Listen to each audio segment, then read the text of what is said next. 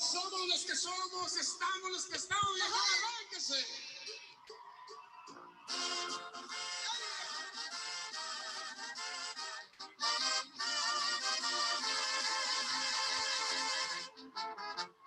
Yo de esta vida, lo que voy a llevar tan solo son las vivencias. No tengo tiempo para andar con tristezas. Sáquense unos cuartitos, también una guitarra a cantar canciones buenas. Conocido cosas que ni siquiera por la mente me pasan. Yo soy el mismo, no se me sube nada, porque hay principios, sencillas y humildad, y lo que sobra es palabra. Soy un afortunado por tener mi familia y amigos que me quieren. Ese corazón es para ustedes. La vida es una fiesta y que saber gozarla y bailarla como viene. Esta vida tan solo es cuestión de ir agarrando el lado. Mañana no sé si amanezca vivo ya para contarlo. Les agradezco a mis padres por la vida. Con sacrificios adelante nos sacaron. En esta vida tienes que saber que se gana y se pierde, y valorar a los que uno sabe que han estado siempre en las buenas y adivinas, pero en las malas todo se desaparece. What's up, everyone? It's Citlalli from E-Decolonize. I'm going to just make sure that I'm good to go on my live stream. I just want to make sure that you can see what I'm looking at right now. So welcome, everyone, to E-Decolonize class number 12.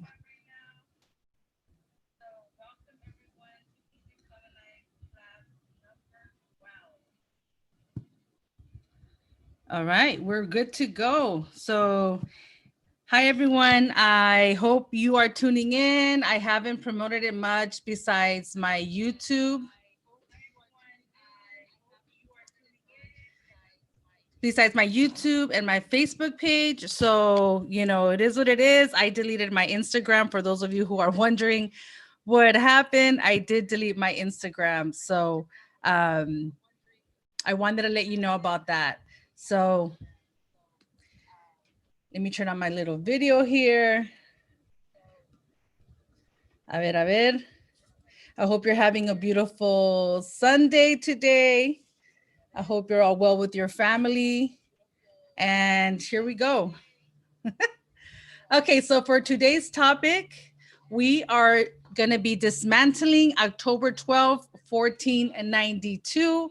We have so much to cover, so much to go over. So let us begin. Again, I'm going to go over some of the basics, but yes, so basically today what we're going to do, because tomorrow is so-called Columbus Day, which is Indigenous Peoples Day, and a bunch of other cities and states. Here in Los Angeles, they did declare October 12th Indigenous Peoples Day. Shout out to all my people who got that going, who were able to accomplish that. I personally had protests the Columbus statue in downtown LA for a few years. Check out the YouTube videos on that, where you can see all the actions that I was a part of. So without further ado, let's do this. Who's tuning in? We have Sir Handsome, Daniel Garcia, Zion Alaya, Child of Yahweh. Thank you for tuning in, everybody. It's going to be a lot to cover. Let's get to it. Okay, so for today, we have dismantling October 12, 1492, rethinking, conquest, and exposing the genocide enacted on all indigenous people of the Western Hemisphere. We will honor the resistance and discuss how to educate our youth on this fraudulent day. So let's get to it. Per usual, as you know, I am doing this class free. It's my monthly E-Decolonize class. I'm not sure how many more I'm gonna do, but for now, let's pretty much plan on a Sunday every month. I'm gonna announce it on my Facebook and my YouTube channel. So try to stay posted on there. I don't have an Instagram. If you wanna know why I deleted it, you could check out my website. I have a blog where I kind of take you through my thought process behind that. There's a lot of damage with social media. There's a lot of corporations. There's a lot of data control.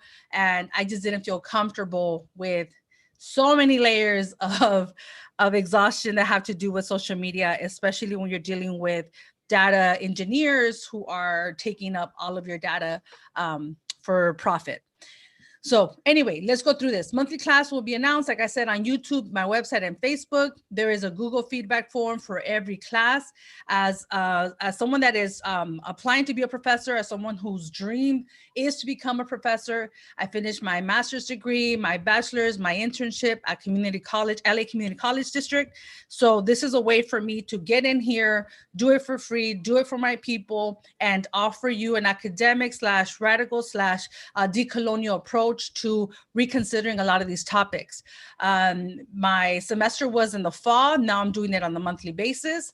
And as you know, my class norms, I'm very strict with this. You know, there's so many spaces on YouTube and so many spaces on social media that allow you to be hateful and spew all that crap out there. For this hour, I'm trying to be intentional and put everything here so there are no toxic comments. You as my students, I welcome you to please go ahead and block and delete people that are making hateful remarks, anti-indigenous, anti-LGBTQ, anti-Black, any toxicity is not allowed here. Go ahead and do that other places, but not here. This is recorded live. I am live and direct right now on Tonga territory. Today is Sunday, October 11. We started this at 12. The recording is made available immediately after, so check that out. And yes, as I said, I do this absolutely free. But if you'd like to contribute to the work that I'm doing, I do have a Zelle, a Cash App, and a Venmo. And for today, let me grab my book real quick. Hang on.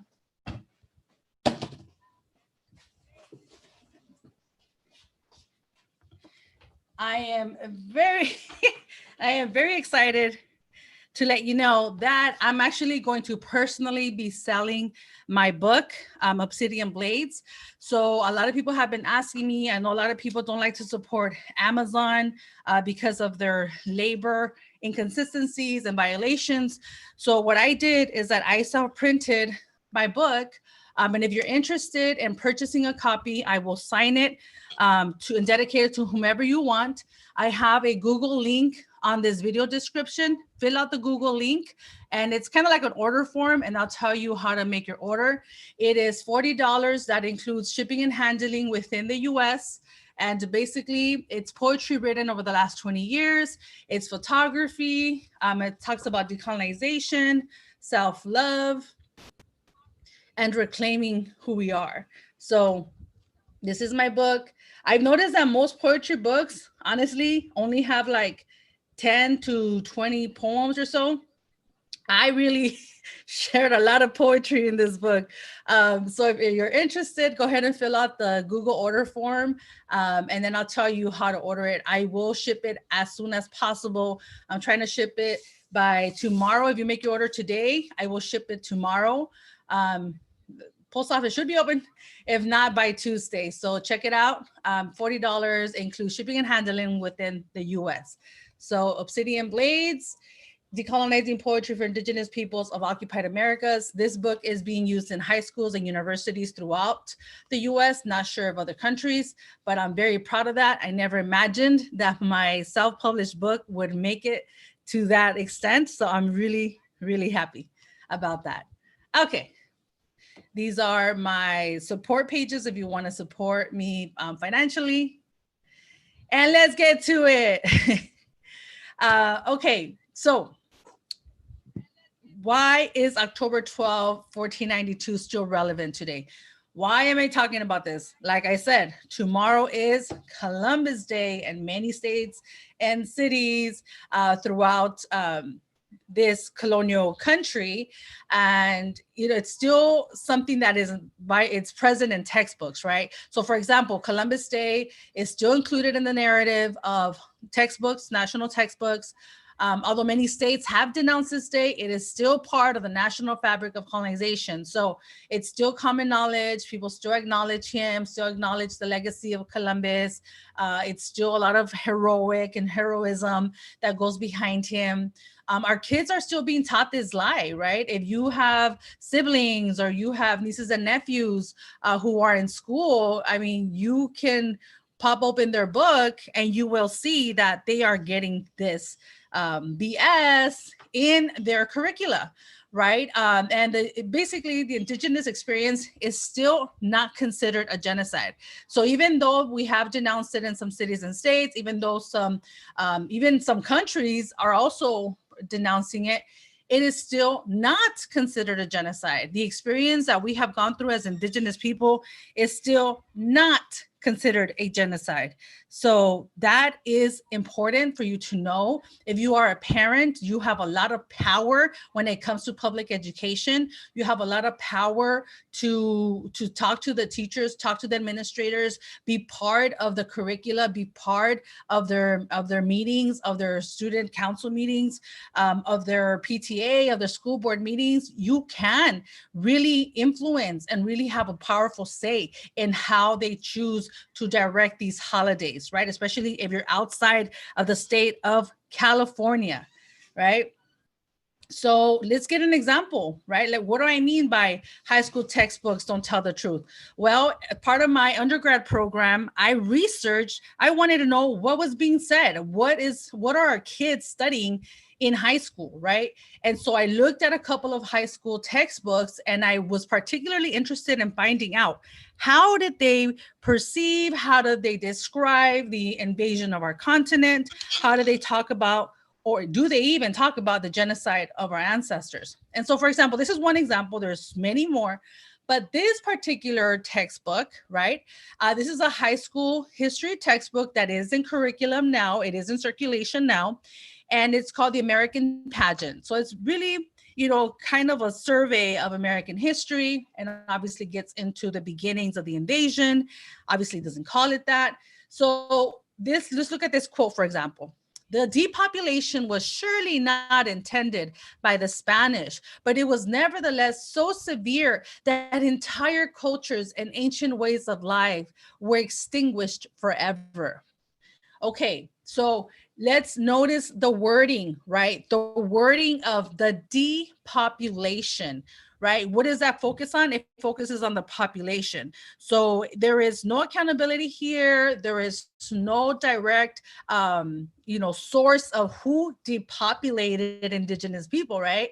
So it's a very euphemized, it's a very pretty, a very pink interpretation and word choice to say that our ancestors were exterminated by Europeans, right? So it's like, the depopulation surely was not intended. So there's an assumption that what was done to the indigenous people was definitely not intended. It was not intended. So again, it's apologizing, it's covering up for the intensity of the intentions of the Spanish and other European, invaders, right? So again, this is the language that is being used in American high school textbooks. And as a recent grad of an academic space, right? I graduated last year with my master's. Let me tell you that the wording does not change much from high school to college to community college to university level. The whole idea, this whole notion that there's no one at fault, that it was just a clash of civilizations, it's still very present in academia. So who are the people that make these textbooks and write these textbooks? Are academics, are historians who have years of study in this, who already have a set belief system of how the world functions, especially how their Americanism is expressed in their research and interpretation of history. So I wanted to get into that because I want you to see just how how damaging and just how much work there still needs to be done when it comes to studying and research and exposing the genocide of our ancestors. So we're going to take it back, right? I'm not going to focus too much on actual Columbus himself, but what I'm focusing on is the legacy, is the historical thought process that went behind Columbus. What does this mean? What does this entail? And so not a lot of people know this, right? So it's really important to understand that before October 12, 1492, Europeans knew about Europe, right? They knew about Asia at this point. They knew about the Middle East because they had been battling Middle East for a long time, trying to convert them into Christianity, right? We're not the first people that fell victim to that. And so the way that they looked at the world was through this very, very narrow lens of Eurocentricity, right? And so according to them, they saw themselves as the masters of the world who were going to just very, in a very organized way, divide up the world in a way that benefited their imperialism, in a way that benefited their religion and their power. So let me introduce you to the doctrine of discovery. Okay, the doctrine of discovery is a series of papal bulls or decrees which gave Christian invaders the right to lay claim to any land that was not inhabited by Christians and was available to be discovered. If its inhabitants converted, they might be spared. If not, they could be enslaved or killed. So this is actual thought process. This shows you, right, that the way, if you look at this here, it says colonial demarcation lines between Spain and Portugal. So mind you, Spain and Portugal are at war with each other, right? They're trying to take over. They're trying to get land. They're trying to take over for their crown. They're trying to spread Christianity, but they're not united themselves, right? So we're always taught, oh, indigenous people had no unity. And I'm like, look at Spain and Portugal, for goodness sake. And we're talking about unity and lack of unity of the settlers. So you have Spain and Portugal, right, who are dividing up the world where we are into these line of basically contestation, saying, okay, right, it says this dotted line right here is the line by Pope Alexander VI, and it's called the Intercaetera, which is in 1493. Okay, so from here on to the right, this says, okay, Portugal, you can have whatever you find from this Cape Verde denotation to the right, right? And then the purple line down here, right? It's called the Tordesillas Treaty of 1494, which says, okay, anything from here on this way belongs to Spain. So this is how we're going to divide the world, right? So mind you, you have to understand this, because based on this perspective, based on this assumption, based on this foundation of worldview is how they treat our ancestors and basically the rest of the world, right? White supremacy terrorism is a global phenomenon. It's a global impact. But yet, what do we have over here? We have our own view of the world, right? There is very diverse landmass that we're on as indigenous people. And so, no, we're not interested in conquering outside people and enslaving all the world, any of that, right? We had so much going on this continent, right? And the terms I'm using here, they are Nahuatl focused, besides Tawantinsuyu. But I need you to understand, this is an example of some of the terms that our own ancestors gave to the land that we're on. And so, yes, the diversity of indigenous populations, the languages, each indigenous population had their own way of labeling, of calling, of identifying the land.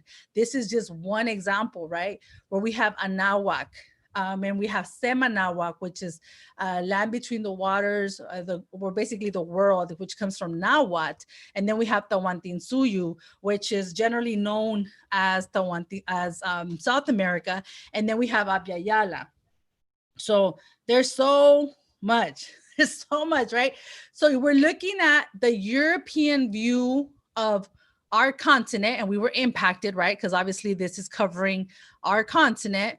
Then you have Africa, you have the world. The world is basically under this dominion, right? And so here we go. This is the worldview that they have as they're coming onto our lands. Okay.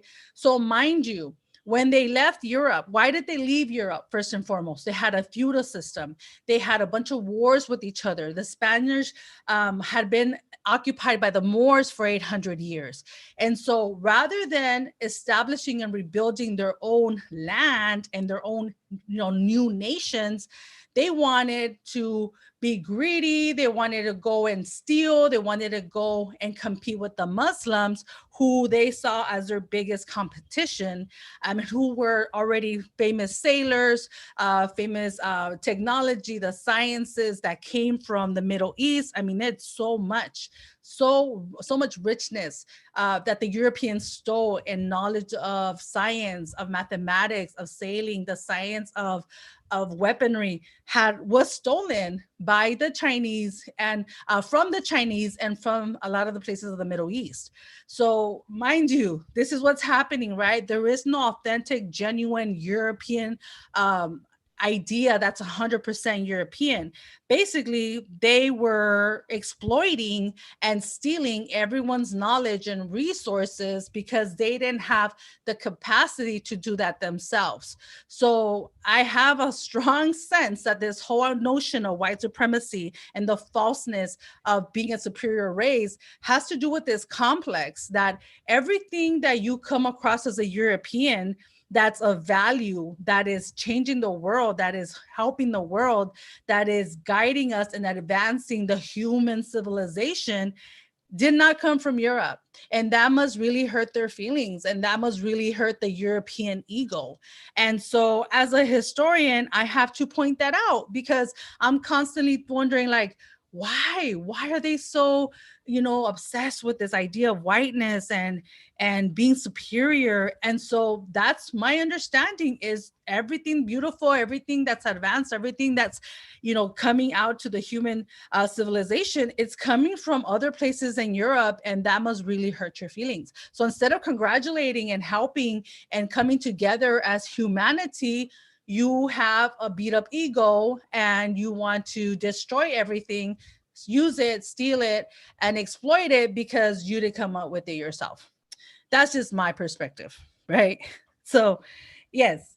All right, here we go. So, another important thing, right? Part of the decrees, right? Part of this European fantasy of taking over the world is the fact that they actually felt and thought that by writing a statement that gave them the power over entire populations. That is, to me, it's like, wow, like you really you're really on a good one for that. So let's get into it. Religion and colonialism, right? The requerimiento of 1513. So the requerimiento, the requirement, right, was a declaration written by the Spanish crown that immediately demanded surrender and submission to the church and threatened, quote unquote, mischief and harm if indigenous people opposed it. Spanish soldiers were required to read the following decree every time, quote, the Indian refused or even delayed their acceptance of the requerimiento. Okay, mind you, let's put ourselves in this perspective, right? Spaniards and other Europeans, right? They land on your shore, okay? They bust out this big old page, right? They bust out this page and they start screaming out this statement to you in Castellano, in Spanish, right? Or in Portuguese, whatever. So by them stating that in their language about their laws, about what they're going to do, the logic is that, oh yeah, we're saying this. So, you as an indigenous person have no freaking idea what they're saying. You have no idea. You're just like, who the heck are these pale looking ass invaders? They don't look like any of our neighbors. Like, what is this? And all you're hearing from them is this loud, sweaty, smelly European reading from a piece of paper with a lot of power and pose, you know. And anyway, so let's read what that requerimiento is. And again, this has been edited to make it easier for us to understand. And here it comes. It says, if you do not acknowledge the church as a superior of the whole world and the king and queen our lords, I certify to you that we shall powerfully enter your country and shall make war against you. We shall take you and your wives and your children and shall make slaves of them, and as such shall sell and dispose of them as we may command. And we shall take away your goods and shall do you all the mischief and damage that we can.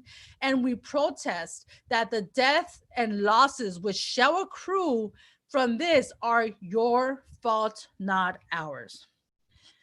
Alrighty then, talk about blaming the person that you're assaulting.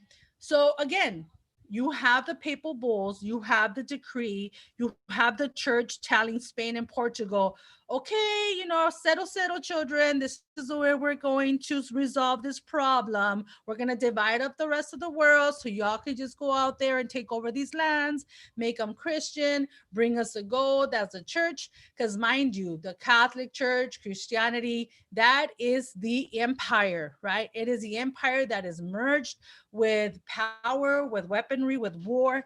It was all one. Okay, so really, really important. So when people say, oh, but it's religion, it was different, it had nothing to do, it had everything to do with it. Okay, the politicization of religion, the way it was fueled, the way it was used to justify occupation and genocide is obviously here. Okay, here. The Spaniards, the Portuguese, anybody that came to invade always made sure that they had their little priest, that they had the little friar with them, because they wanted to have that power of religion, the power of Jesus, and the power of the cross. So it was a merged power. It was an empire that was both religious and that it was militaristic. So they used both of them. You have a Spanish captain, a battle war captain talking about Jesus and converting. And then you have the priests calling over the Spanish captains to violate and use their violence against indigenous people. So it was hand in hand, right? They both supported each other. They both helped each other. And as a historian and these conferences I go to, let me tell you that there are so many historians that are like, oh, but you know, Bartolome de las Casas was good, and there was good Spaniard priests that wanted to protect indigenous people, and you know what, that may have been the case among a few of them. Maybe they wrote a letter here and there, maybe they protested here and there, but the majority of them, right, they still were for the repression of indigenous people. Bartolome de las Casas, who's seen as, oh, he was a fighter, he was a defender of indigenous people. He was actually for the repression and enslavement, right, of African people. And he said that indigenous people can be enslaved, but that African people had no souls. So indigenous people could be enslaved and Christianized, but not Africans. Again, that's the hero that they're trying to give us. That's Bartolome de las Casas. You can read that on your own. All you have to do is Google Bartolome de las Casas perspective on slavery, and it's all there. So when anyone tries to tell you that, throw them that example. It is documented. They're always trying to, you know, have this very beautiful version of these priests. Only because they're priests, they want to say, oh, well, they were good people. No, they were not. Okay, so this is something I recently wrote, and I shared it on my Facebook, and I shared it on my my YouTube, because I was really, really excited about this, right? And again, this is all new thoughts for me, right? This is all new, you know, way of me to thinking about this. And so, and yes, and so when I say indigenous, we're going to get into who's indigenous and who's not, right? Because in my recent research, I am really conflicted now with this whole concept of indigenous, because indigenous basically means not white, not settler, not a foreigner. But let's get into it. Let's get into it. And yeah, there is Asian indigenous people, there are Black indigenous people, brown indigenous people, all types of indigenous people. But what does indigenous mean? Let's get into it. Okay, so I was really thinking about this because I came across Aníbal Quijano, who was a social critic philosopher of Peru, right? And I came across his work late in my thesis development. But what he said really shook me, right?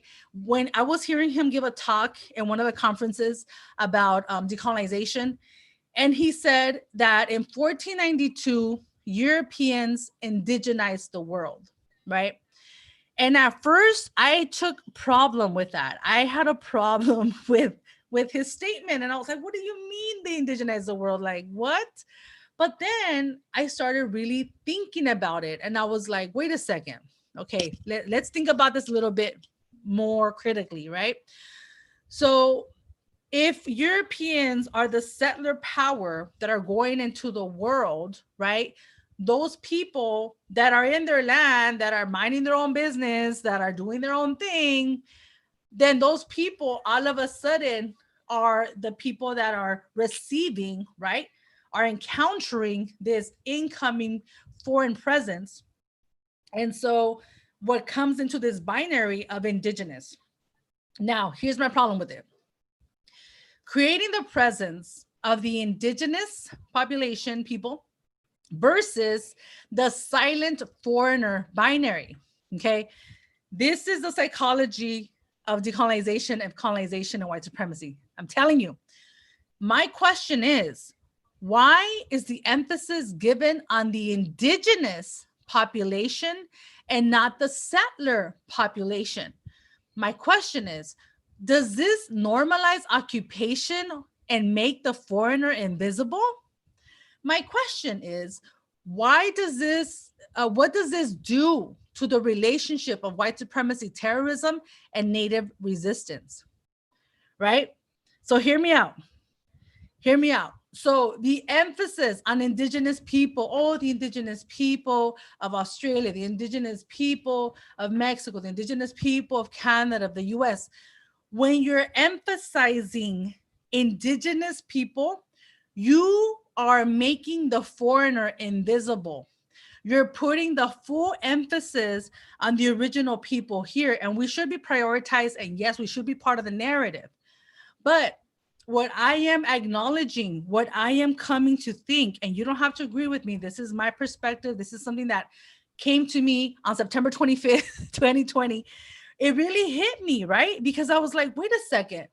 By focusing on me being indigenous and governments, colonial governments all over the world, focusing on indigenous people, including them in some other images or whatever, what that does is make the foreigner invisible. It normalizes the foreigner, the settler, the invader as a natural presence, as a natural population on occupied territory. So to me, I was like, oh, wow, how clever they have been to focus on us being indigenous so that we don't stop and think, wait a second, if I'm indigenous and I belong to this land, whether it's the so-called Americas or Asia or Africa, if I am indigenous, what does that make you, right? So it's really important to understand that we are demarked, our population as Native people, as First Nations people, we're demarked and emphasized that we are indigenous, but they are just called American, or they are just using all these, nation states to hide the fact that they're occupiers and settlers under these new national flags, which is why I have a problem with nationalism, because I think it hides and it euphemizes and it normalizes occupation. You're looking at a language, right? A sentiment that makes Europeans invisible, that does not call them settlers, that does not call them. So let's imagine a conversation where you turn on the news one day and we're talking about, oh, the settlers, were celebrating, the invaders were celebrating Indigenous Peoples Day, right? Or the settlers have voted, the majority of settlers have voted that they want to keep Trump in power, right? Let's talk about the power of language. Let's talk about the power of descriptive demographic language. If I am being defined by the fact that I've been here for thousands and thousands of years, then I suggest and I recommend that you be defined by your demographic title as a settler and occupier, right? Until we have these open conversations and are able to openly call Europeans settlers and invaders, then the conversation is not equal, and the sentiments and these ideas that I'm talking about are not going to be, acknowledged, right? Let's talk about governments as demographic powers, presence that there is, right? And so that is my problem. Again, I've called myself Indigenous for the last 24 years. It's something that, yes, I still call myself Indigenous. However, coming to think of all this and thinking about just how it's politicized and how it's used in my now new awareness of this word and the way that I am now being more critical with it, I'm not comfortable with just focusing on me as Indigenous. It's like, okay, we're going to talk about Indigenous. Let's talk about settlers. Let's talk about occupiers. Let's talk about that dynamic, because being an Indigenous is my reality. But what is a reality up against? What is the other side of Indigenous? What is the other side? Is it occupier? Is it settler? And it's not to make it a simple thing. I'm not trying to oversimplify this, but I'm just calling it out for what I see. And that's how I see it, right? So when Aníbal Quijano, when he says, that the invasions of 1492 indigenized the world, I understood that now. I understand, the brother has passed on to the universe. He's done great work, but that is the sentiment. That is what we're looking at. Whoa, that was like that's a lot without a break. All right. How's everyone doing? ¿Cómo estamos? Daniel Garcia, what's up? Stay High 175. To Rankaj. Sorry, I'm not pronouncing that right. Gabby, welcome everyone, welcome. Okay, so I just wanted to give you a quote from Aníbal Quijano, and actually his article called Coloniality of Power, you can find this on PDF. It's available. You just Google it. Google Aníbal Quijano, Coloniality of Power, and it's free. You can read it on your phone, on your tablet. It's absolutely free. I strongly recommend it. It's powerful. Okay, so what is he talking about? Because we have colonial powers, we have decolonial power, but I like the way that, a lot of people have been talking about this, but the fact that he kind of wraps it all together, talks about colonization, because there's a problem. A lot of people say, colonization ended, right? We have post-colonial studies.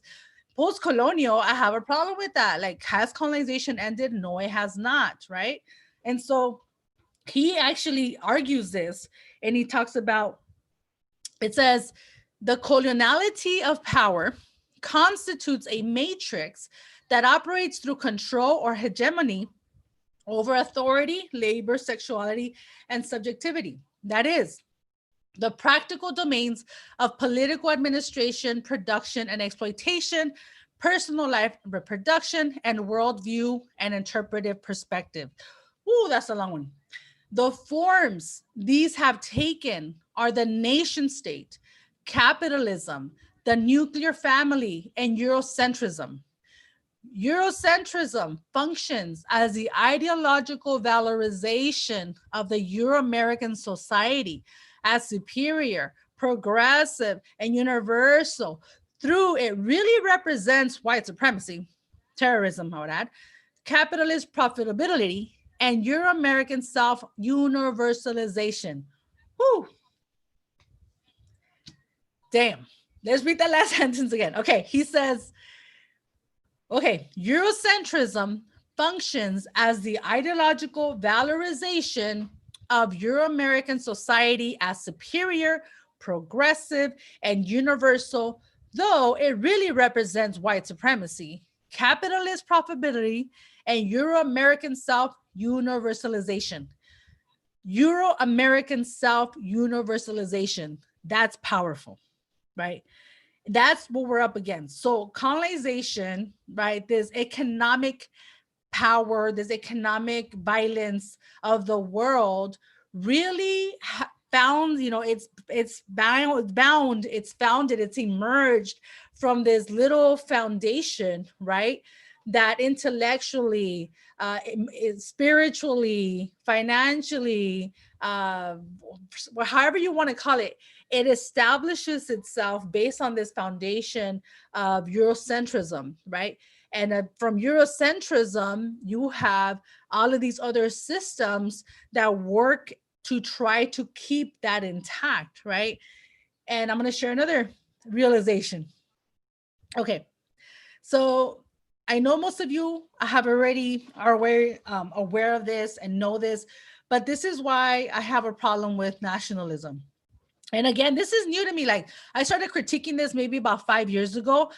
Before then, I was cool with nationalism. I thought internationalism was cool. I saw indigenous presidents. So, I saw Hugo Chavez. But honestly, the more I studied, and I had not seen this presented anywhere else, and I'm not saying this is original, my research, but I had not seen it like this, right? And so the way that I understand nationalism comes like this, right? So you're looking at, it says, before European borders and colonial nationalism, Mexico, Central and South American countries were created as a way to establish independent national separations from European countries. Indigenous people did not govern themselves. We were used as pawns in the Criollo Peninsular conflicts. We are still under occupation. So what that means is that, for example, Mexico, and you can look at my E-Decolonize class number 4, where I talk about this, the whole entire class, Mexico is not free. Mexico is still governed by Europeans who live in Mexico, who have their children there, and who continue to maintain power. Yes, there are some Mexican indigenous, power governors and all that, but the majority of the essence of Mexican government is still governed by criollos.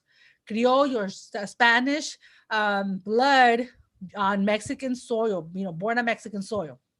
And so this idea that, independence, we're a nation now, it's false. It does not represent true liberation like the United States. The United States became free as Americans from the British, right? When they broke away from England because they did not want to give taxation, without representation to their European nation. And that's a wrap for another day. Like, just kidding. So anyway, so you get what I'm saying? Like, just because a country that is the majority of it indigenous or the majority of it non-European becomes independent, right away you have to question, right after that independence, who became president? Who's the government? Who's the cabinet? Who governed? Who created the laws? And that's going to tell you that the genetic, that the hierarchy of race was still maintained through that so-called new national liberation reality, right? And again, we can get into that class number 4, check it out. So let's give an example. Mexican independence, September 16, 1821. Criollos fought for independence from Peninsulares from New Spain. Yes, they used indigenous people. Yes, they did. They used our population. They used us to fight their wars. But who was in power? Who governed? Who called the shots? Who stood in power after the independence? It was criollos. It was Spaniards and other Europeans. And then they forced a white new elite that came after in the following centuries. Again, that's all documented. They forced migration, right, of white populations from Europe to make Mexico whiter, okay? The Republic of Central America, that was created between 1823 to 1838. All the countries there came across different years. Didn't mean it's indigenous people becoming presidents and governors and capitanes. No, this was still the occupying powers creating nations so that they could break away and organize their stolen resources with much more ease. Okay, 1838, we have Nicaragua, Honduras, Costa Rica, Guatemala. 1841, we have creation of El Salvador. Panama in 1903, Belize in 1981. Again, does this reflect indigenous people, indigenous or Black populations there? No, it does not, right? It maintains the power of white supremacy, of imperialism. It was still sustaining that racial hierarchy of all of this, okay? Whew, that's a lot. Okay. So we cannot talk about Columbus. We cannot talk about Columbus Day without talking about genocide and colonization, Cortez and Columbus, okay? This is research that I came across over the past about 7-8 years, okay? I had a friend of mine who was researching genocide. He's also Native. This was years back, right? So he came across this finding that forever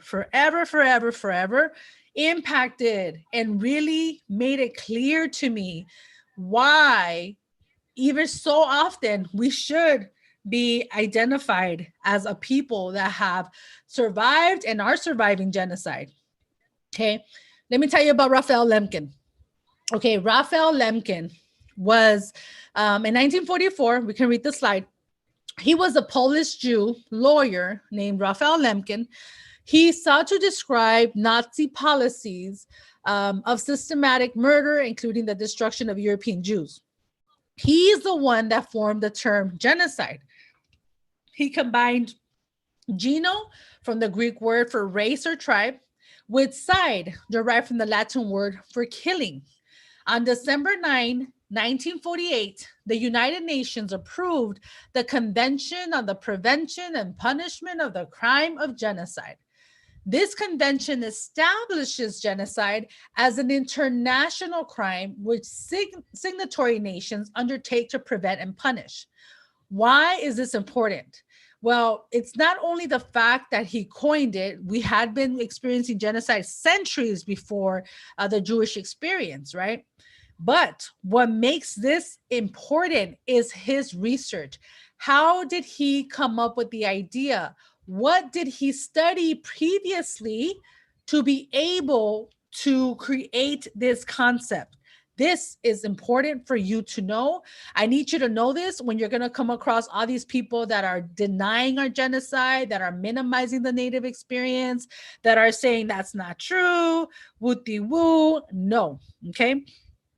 All right, let me tell you why this is important. Bam, there it is. Lemkin, Raphael Lemkin, gentleman I just showed you. He used the Native experience as an example of genocide, okay? When he was studying world history, when he was studying the way genocides were enacted, what happened, what he did was look at the way that Native people were treated. And he said, you know what? This is what I'm talking about. This is genocide. This is an example of genocide. This also means genocide. Let's get into this. He died quite young. He died before actually finding out the true numbers of the Jewish Holocaust, Jewish genocide. And a lot of his research was published on various places. He didn't finish publishing everything that he had studied. However, if you look at this book, Axis Rule in Occupied Europe, The Laws of Occupation, Analysis of Government, Proposals for Redress, this book shows you, okay, it shares with you what he did and how his interpretation of genocide, that it also included the Native experience. This is absolutely powerful. Okay, so Raphael Lemkin studied the massive killings and invasion of Semanahuac in preparation for his concept of genocide. And this is a quote from an article from one of the speakers. They have a lot of conferences on genocide all over the world. A lot of them are in Europe. And this is what they talked about. It says, in an essay on, quote, this is a quote of his book, a chapter of his book, Spanish treatment of South American Indians, end quote, Lemkin, drawing in particular on the observations of Las Casas, successfully evokes, quote, methods of genocide, hyphen physical, which include massacre, slavery, and deprivation of livelihood. Family life was disregarded. Bread made of root meal was often the only food. When the slaves fell sick, they were left to die or at best sent home. The treatment of Indian women constituted an aspect of biological genocide, the death of a race. If you go on to read this, you go on to see that he looked at how the Spanish and other Europeans treated indigenous people. He was particularly interested in capturing and talking about how Native women were treated by Europeans. And the whole fact of biological genocide, that means that they are forbidding women to have children, right? We're talking about sterilization, starvation. We're talking about cutting a whole group of people from procreation as part of genocide, as we know continues to this very day. And I'm going to get into it in a few minutes. But I need you to know this, right? And this is my biggest argument when I go and I speak to different classes. I talk about this because it says, you know, if genocide, if the man himself, Raphael Lemkin, if he himself used the Native experience as definitive of genocide, why to this day, 2020, we are not allowed, right? And we are still having this debate if the Native experience could be defined as genocide, right? The experience that we went through, that we are going through as indigenous people at the hands of settlers.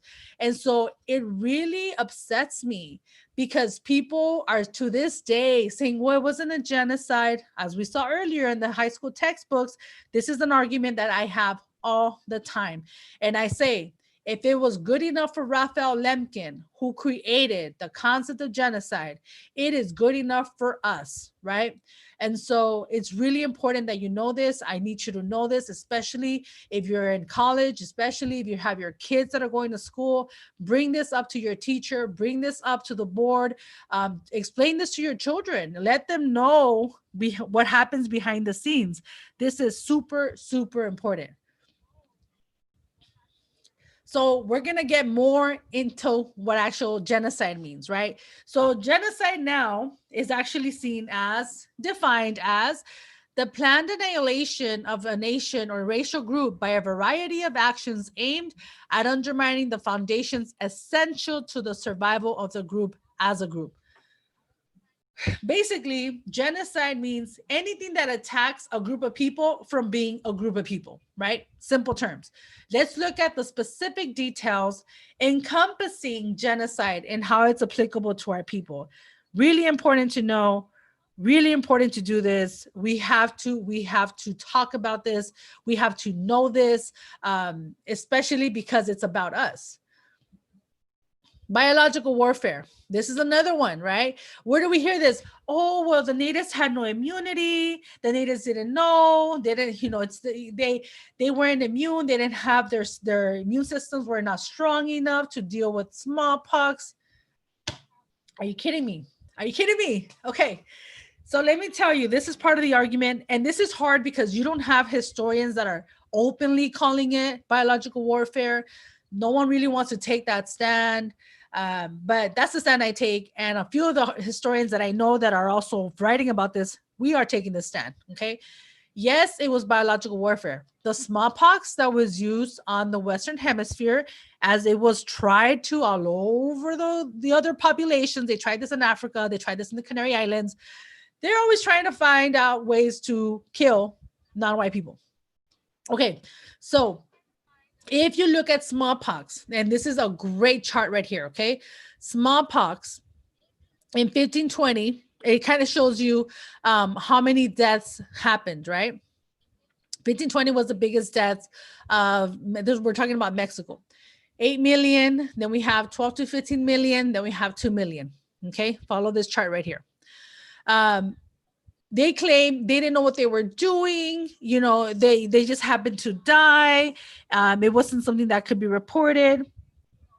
So let me tell you, smallpox was biologically used, right? European, let me tell you something. This is my biggest argument. Okay, first of all, we have to know this. Europeans were already using biological warfare on each other in Europe before they invaded our land. Okay, so let's go back. In 1155, Emperor Barbarossa poisons water wells with human bodies in Italy. Okay, this is biological warfare in Europe before they invaded our lands. In 1495, Spanish mixed wine with blood of leprosy patients to sell to French enemies. Intentional exposure, right? Intentional infection. So when all these historians and all these apologists say, "Oh no, they didn't know what they were doing," you know, it happened to benefit them, but they didn't know what they were doing. Please, you don't act different outside your house than you do inside your house. My favorite professor once said that and says that all the time. You don't act no different outside your house than you do inside your house. What that means is, if you, as a culture, as a military force, have been using, intentionally killing each other over there in your homeland, right? And these are just two examples. There's a lot more. If you look at biological warfare organization websites, if you look at CDC, they talk about this. They give you the history of biological warfare. So this is the hidden stuff. It's just that it's not presented to us in academia. It's not presented to us against these cases, right? So they were doing this to each other in Europe. So you're going to tell me that when they're up against us, having the requerimiento, talking about taking over lands, that they're not going to use that and that they're not going to try that? They did, they have, and they continue to do that. So let's not even, I mean, I don't even have to mention this, right? We have genocide, violence, biological warfare, and slavery. Violence, yes, that's the most visual form of genocide, right? And we can get into the numerous accounts of violence. Intentionally used diseases, slavery. I'm going to get into the book, The Other Slavery, which is a great book talking about the Native experience with slavery. So this is genocide, right? This is genocide. It's biological, it's violent, it's starvation. It has to do with sterilization, right? I don't want to get too much into these images, but we have smallpox, slavery. We have the killings. And this is I talked about this in another class as well, where they would go town to town specifically looking for the highest priests and priestesses. The spiritual leaders of each town were publicly executed for practicing indigenous traditions, okay? So before we say, oh, you know, Jesus Christ came to save us and, oh, we all just became happy Christians, that is not true. It was a very violent, a very repressive. They were going town to town looking for the elders, looking for the Tlamatini, looking for the highest priests and priestesses to kill them, because they knew that they were the ones that the elders of the community were the most sacred people of those towns, and that they held knowledge of the cosmos and knowledge of the universe and knowledge of the spiritual world and so much, right? So what they did was that they did their best to kill the leadership of all the towns, the highest ranking officers, military officers, the warriors, the elders, the historians, the spiritual leaders. Those are the people that they completely were looking for, persecuted, publicly executed. This happened over the biggest, most violent range happened over the first 100 years. Okay. And I've talked about this as well in other classes. So look that up as well. So yes. And, you know, it's already 1 o'clock, so I'm going to try to go through some of these slides a little bit faster. But like I said, we have killing. Genocide is broken down into 4 categories, right? Killing members of the group. We talk about that. B, causing serious bodily or mental harm to members of the group. This is an example of the Indian schools, which is centuries later. We have smallpox. We have how they were just chopping off limbs and hands and everything here. Then we have section C of genocide is deliberately inflicting on the group conditions of life calculated to bring about the physical destruction. Here we have Indian schools, right? And then here we have the Bracero program, which happened in the 40s, which are people, right? They were contracted by the U.S. labor commissions to work here in the U.S. for dirt cheap prices, and they were treated like cattle. They were sprayed like whatever, like, oh yeah, like si fuéramos borregos. And a lot of these braceros, right, decades later, suffer from cancer, suffer respiratory illnesses. My great-great-grandfather, no, not even my great-grandfather, he actually died from one of those conditions too, and he was a bracero. And so that's something that you are inflicting, something that's going to bring upon the physical destruction. Okay, and then we have D. This is also part of genocide, is imposing measures intended to prevent births within the group. Okay, we know we have a far new example of this, and this has been going on.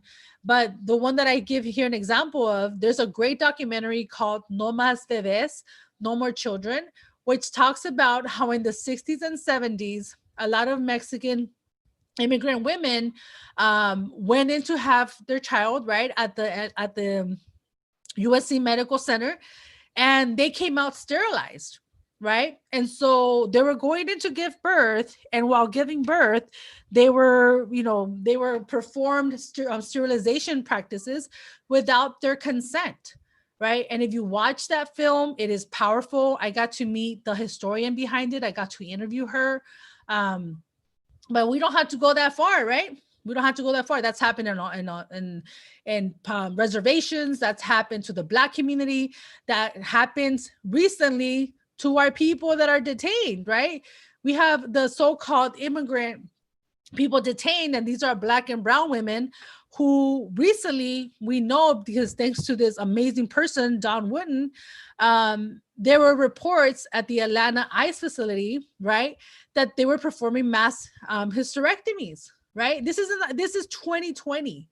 Okay, this is what's happening now. And this is because she had the actual valor, the courage to speak out against it. Imagine how many times this has happened, right? And it never came to light. So this is still the idea. There's still this notion, right, that these Black and brown bodies must be policed and that they cannot procreate because they're disrupting our white world. And this is taken from an article from her on September 16th.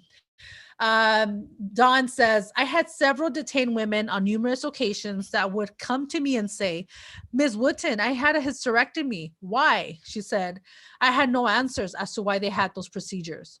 So imagine you're escaping the civil war, you're escaping torture, you're escaping everything that's happening in your homeland, right? Only to come seek refuge to his country whose doctors feel it is their right to remove your reproductive organs, right? And so that's just to show you that this has not ended and it continues, right? This continues to this day. So shout out to Don Wooten for having the courage to do the right thing and speak out against it. And shame on the rest of them who work at these facilities and know that this is happening, especially if you're brown and Black and you're there and you stay quiet and you are complicit to these crimes against our people. So yes, this has to be denounced. This has to be exposed. And let's not, people are like, oh my God, I can't believe that's happening. It's been happening, right? Communities of color, non-European people have been victims of sterilization, forced sterilization, mass sterilization. It's documented. Reservations we have in the Black community in the 60s and 70s, in Mexican communities, and El Salvador, they were doing this, and many other countries where U.S. forces go and they take their doctors, they practice a lot of their, medicine on these native populations because they don't consider them worthy, right? And this is part of the psyche of white supremacy terrorism, of we're better than, we're going to sacrifice you for the greater good, all that. And let's get to the last group, part 4, forcibly transferring children of one group to the other group, right? We have that in Indian schools. We have that now with our kids that are locked up in ice cages, right? Where all these kids that are missing, right? Who took them? Where are they at? We have sex trafficking, we have human trafficking. And where are these kids at? How are they being protected? How are they being tracked by a system that kept them in these cages in the first place, separated them from their families and tios and tias? So what are they doing? They are continuing the process of genocide, right? And really important as we get to the end of this class, non-lethal acts, right, also constitute genocide. This is really, really important. Lemkin understood genocide to be carried out through a variety of methods, ranging from overt physical transgressions like mass murder, to subtle cultural threats like restriction of a group's language, traditions, all of which were inextricably interwoven into the generic process of group destruction. Okay, so for all the people out there that are like, you're not native, you don't speak the language. You're not native, you don't live in a community. You're not native because you don't practice a religion. Well, let me introduce you to colonization. Let me introduce you to the systemic ways that we as indigenous people, millions of us, have been impacted by colonization differently, and it's impacted the different layers of relationships that we have with colonization. Okay, we have, it says, all of which were inextricably interwoven into a generic process of group destruction. What is group destruction? Group destruction is forbidding indigenous language. It's the government forcing you to identify as European, as Spanish, as white, so that you no longer see yourself as who you are in this world. That is also genocide. It's economic independence. Who governs? Who are the owners of our resources on our lands? The language. Why am I speaking in English? Why are we speaking? Porque hablo español. ¿Por qué? Religion. Why are the majority of our people practicing Catholic and Christians? Why?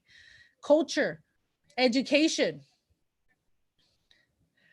And almost to the end here, almost to the end, just a few more minutes. We have our genocide continues to be minimized and belittled by academia. Let's look at the power of language and how our genocide is described by historians. So you don't have to go too far, like I said. These are some of the most popular books that in my research I have come across that completely euphemize and they make it all pretty, right? That genocide did not happen to indigenous people, that we just declined, right? And the Indian population declined. Instead of saying Indian genocide or extermination of indigenous people, no, there's still historians to this day that say, no, it wasn't genocide.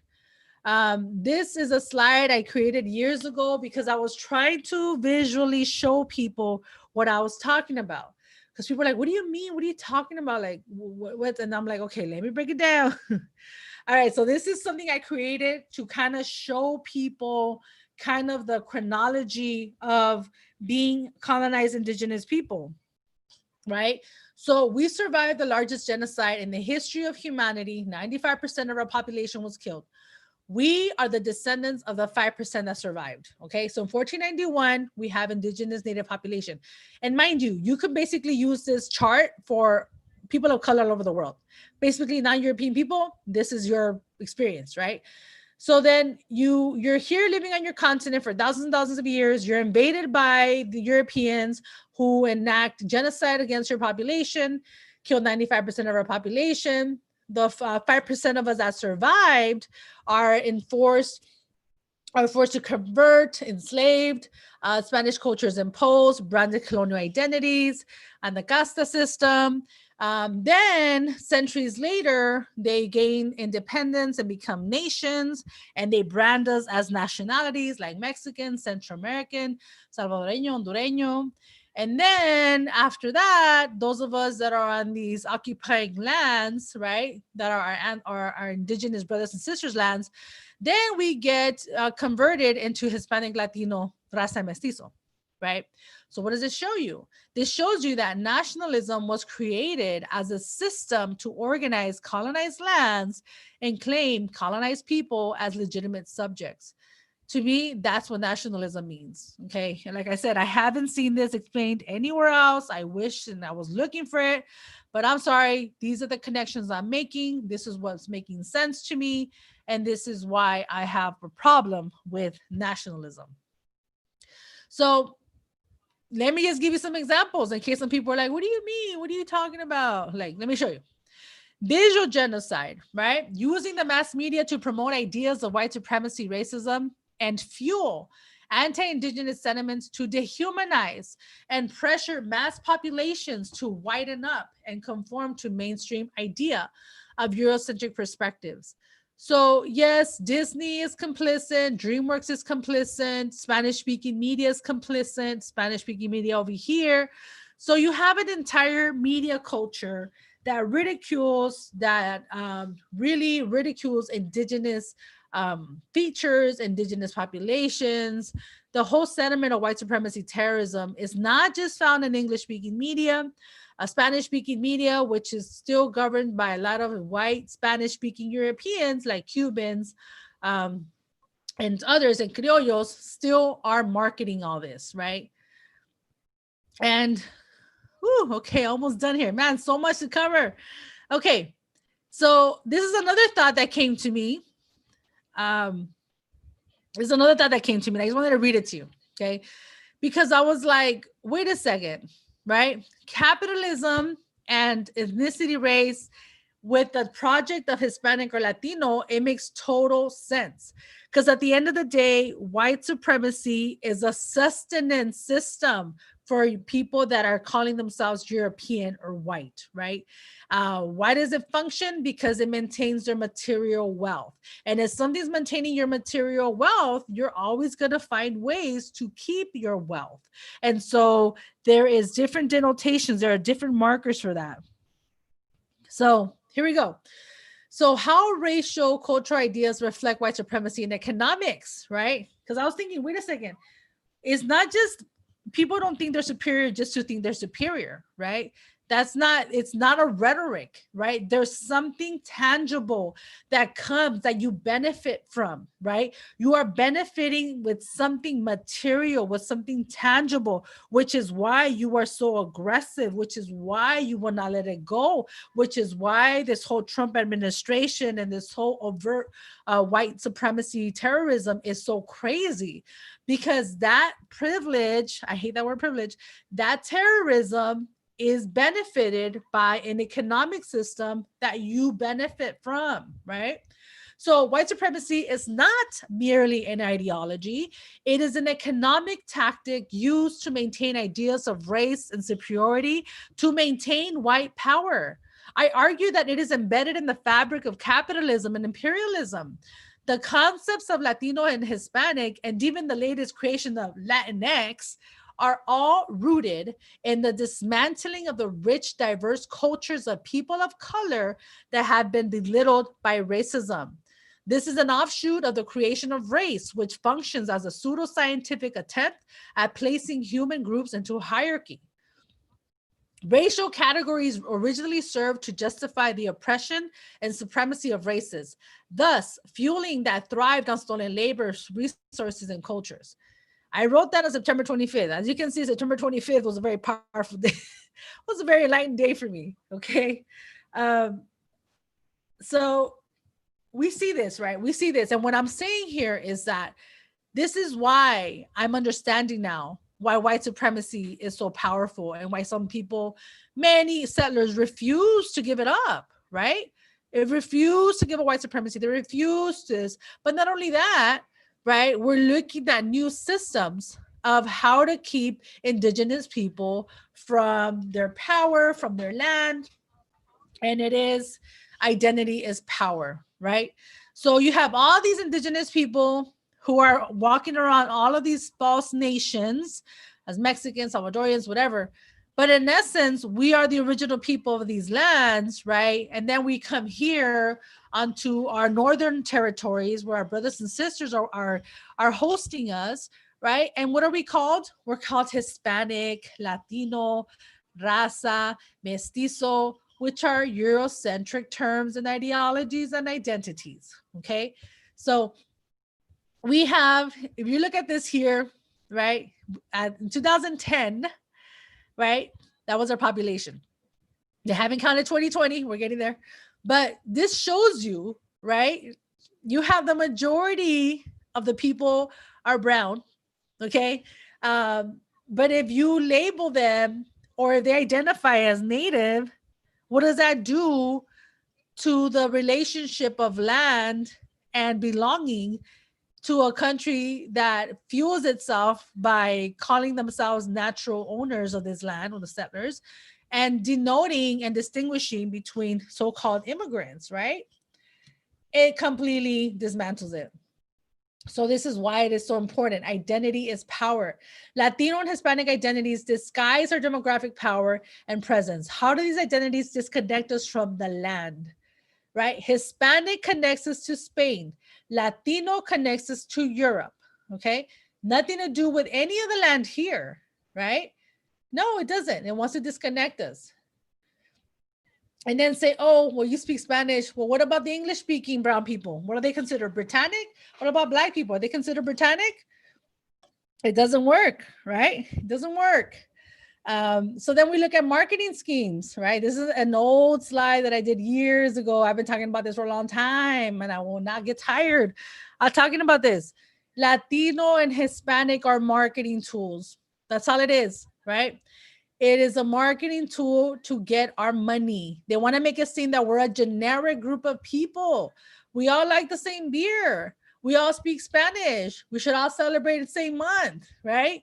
And let's keep throwing you the non-indigenous people that represent you, right? Because you're brown and you're ugly. And these people are closer to Europeans, so they are more pretty. Again, right? This whole farce of whiteness and being Spanish speaking.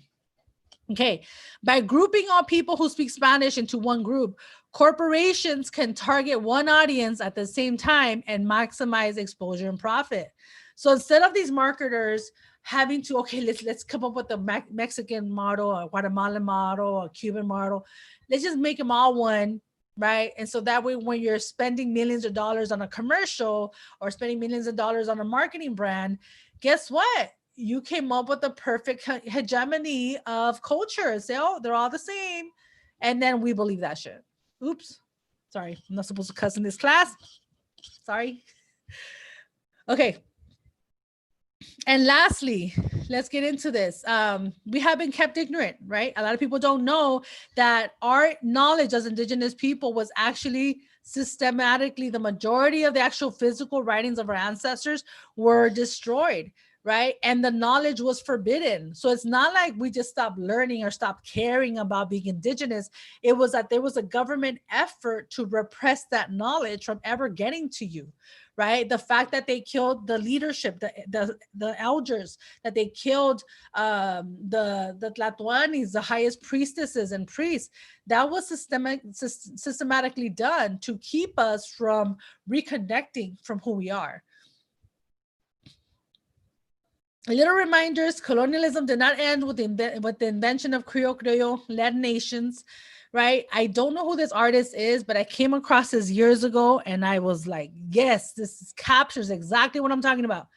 We have, let's say this is 1492, right? Spaniard, indigenous person. What happens? Nationalism happens. Same dynamic. European person, brown person, right?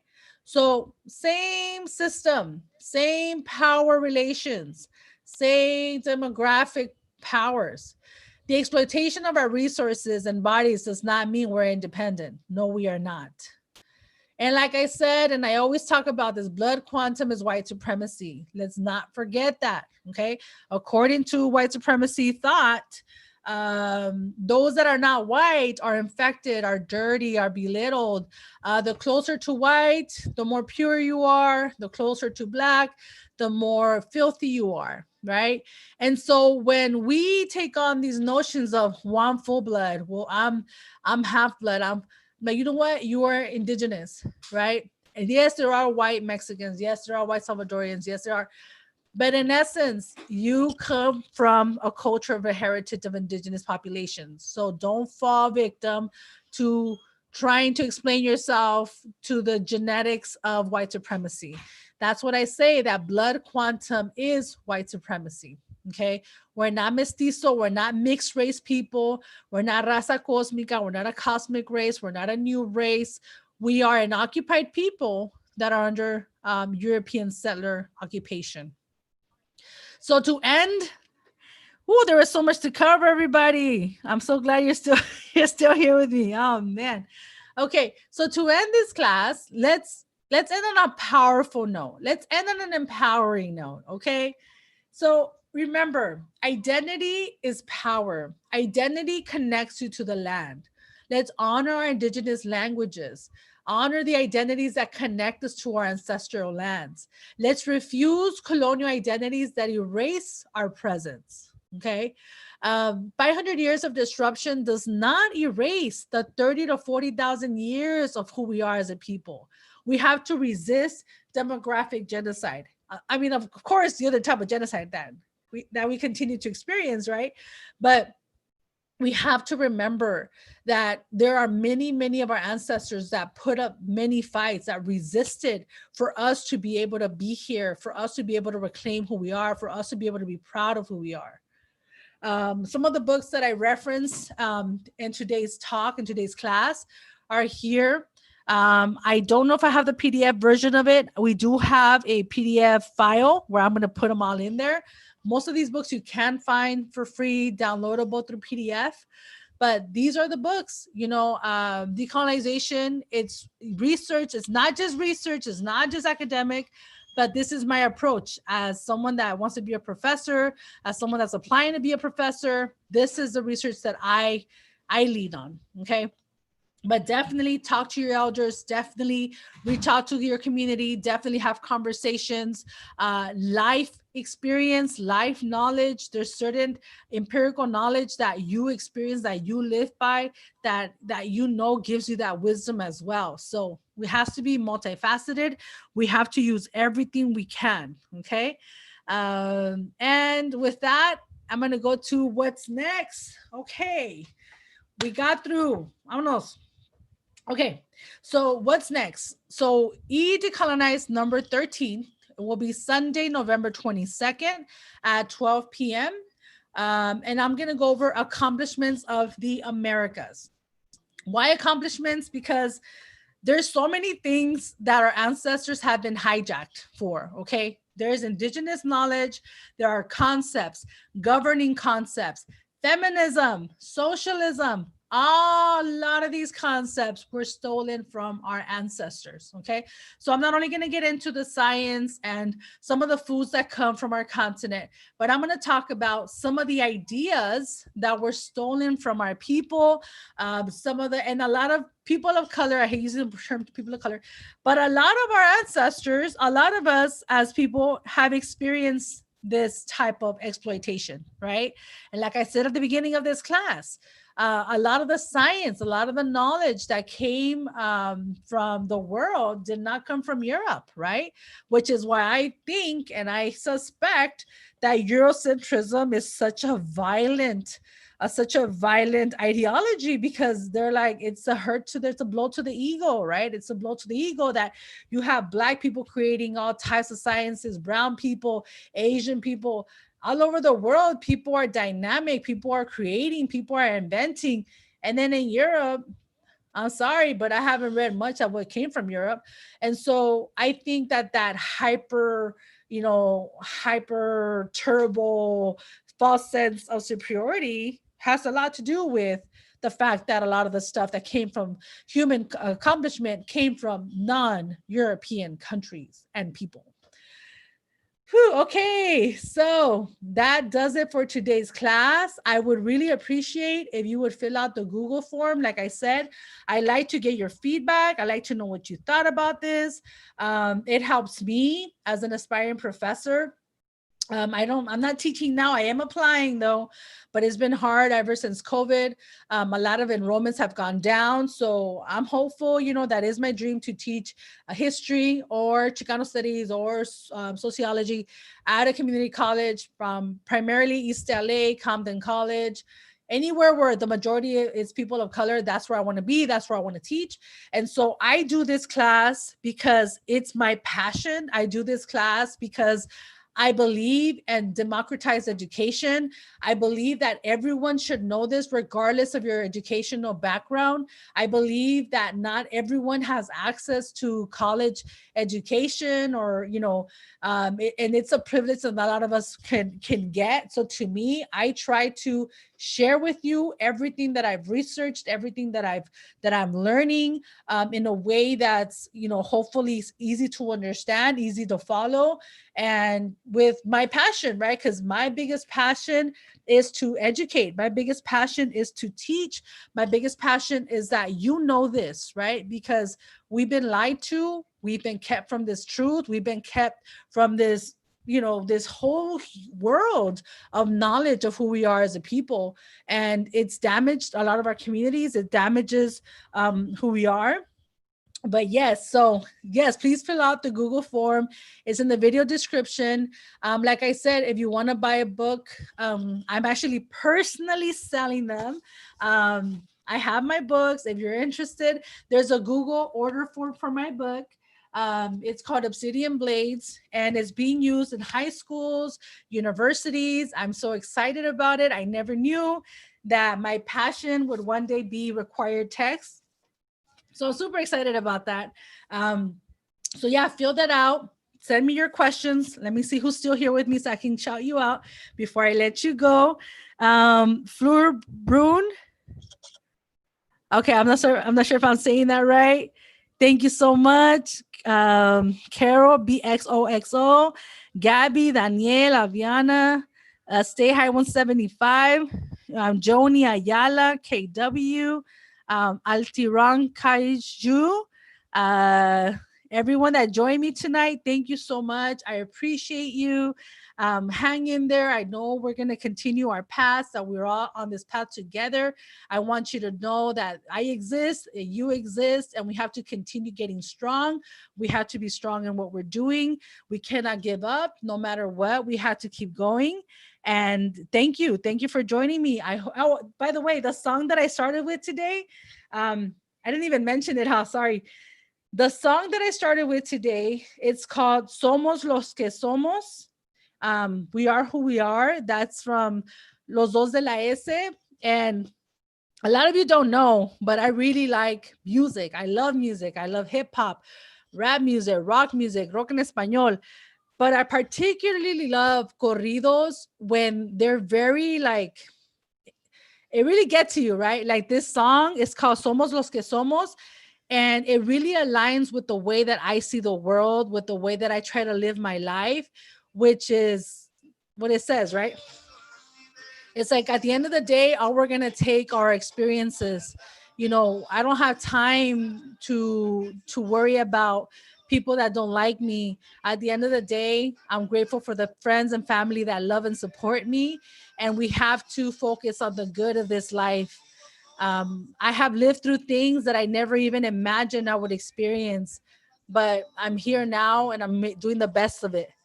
Ooh, I just got inspired. So anyway, that song that I showed you at the beginning of this class is called Somos lo que somos. And I'm not going to monetize this video, so I don't care, YouTube, copyright me, I don't care. But it's called Somos lo que somos. See? And this is Banda MS. Es Banda MS y Los Dos de la S. So anyway, with that being said, I just want to give a shout out to everyone. Thank you so much for tuning in. I hope you're well. And let us continue for next week. Are you lying next week? No, not next week. We're going to do this next month on November 22nd, 12 p.m. Tune in. And my shirt, growing through it, right? We got to grow through it. I got this from Viva la Bonita. It's a brown woman business. Shout out to them. And with that, Tlazokamati, thank you for tuning in. Let's stay connected.